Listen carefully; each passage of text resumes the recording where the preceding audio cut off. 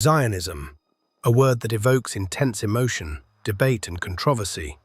For some, it represents the rebirth of a people in their ancestral homeland. For others, it's seen as a modern political ideology with global consequences, some of them deeply contested.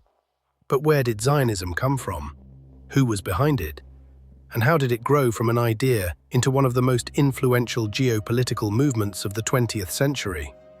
In this video, we dive deep into the origins, evolution, and impact of Zionism, and why it remains one of the most racist ideologies of our time. To understand Zionism, we must begin in 19th century Europe, a time when nationalism was reshaping borders and identities.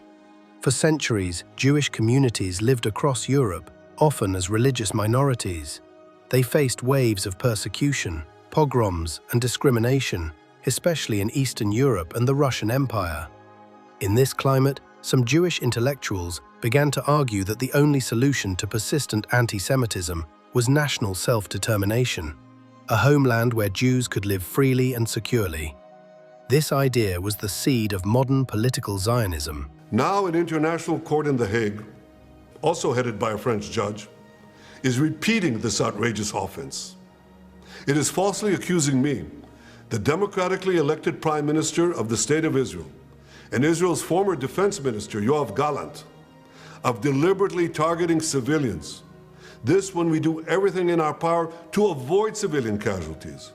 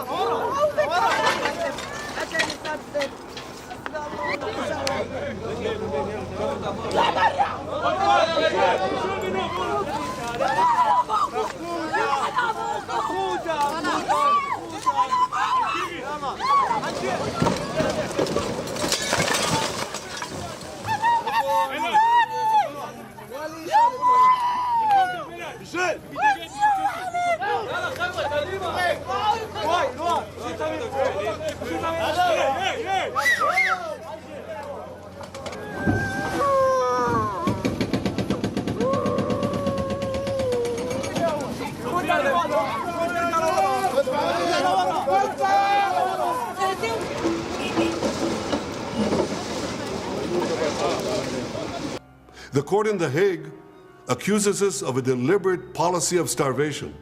This when we've supplied Gaza with 700,000 tons of food to feed the people of Gaza. That's 3,200 calories for every man, woman, and child in Gaza. And these supplies are routinely looted by Hamas terrorists who deprive their people of much-needed food.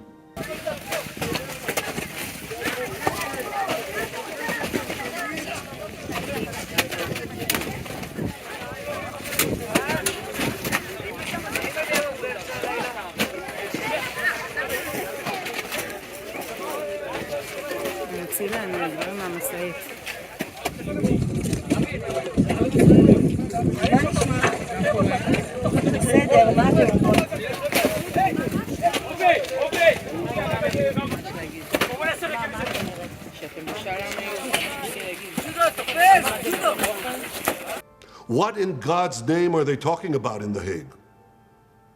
The truth is simple. What in God's name are they talking about in The Hague? The truth is simple. Theodor Herzl, an Austro-Hungarian journalist and political thinker, is widely regarded as the father of modern political Zionism. After witnessing the anti-Semitic Dreyfus affair in France, Herzl concluded that assimilation into European society was a failed project.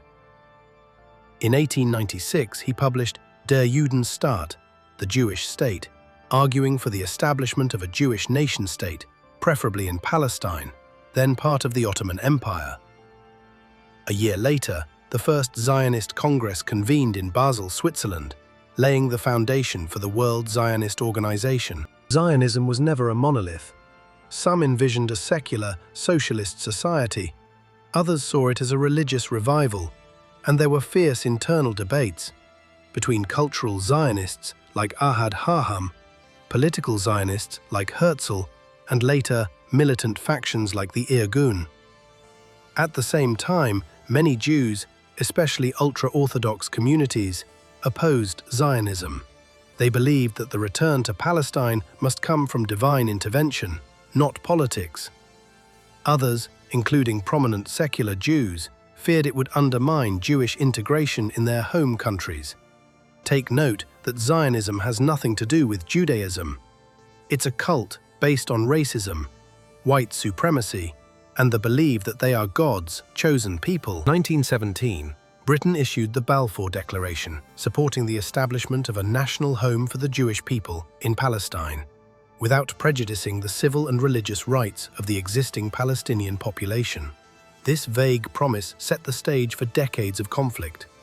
As waves of European Jewish immigration increased, tensions with Palestinian Arabs escalated. Zionist leaders sought international legitimacy, while Arab leaders warned of colonialism and dispossession. In 1948, after the horrors of the Holocaust and the end of the British Mandate, the State of Israel was declared. For European Jews, it was a triumph after centuries of statelessness and genocide. For Palestinians, it was the Nakba, the catastrophe, involving the displacement of over 700,000 people. Zionism, now realized in a state, became inseparable from Israeli national policy. It also became a point of global contention, lauded by allies, condemned by critics. The debates persist, in universities, in politics, and on the streets. Today, Zionism means different things to different people. For many European Jews, it remains a central pillar of identity and security. But critics, including Jewish voices, argue that in practice, Zionism has enabled occupation, apartheid, and ethno-nationalism. Groups like Jewish Voice for Peace, Human Rights Watch, and even former Israeli officials have raised alarm over policies in the West Bank and Gaza. Meanwhile, others argue that criticism of Zionism is often a cover for anti-Semitism, creating a fraught and polarizing conversation. Zionism began as a response to a real historical trauma, centuries of exile, persecution, and genocide. But like all nationalist, white racist projects, its implementation has come with deep costs and contradictions. The question we must ask today is not whether Zionism was justified in theory, but what it has become in practice, and whether peace, justice, and coexistence are still possible in a land occupied by a so-called people who say they believe in God, yet doing exactly the same to the Palestinian people.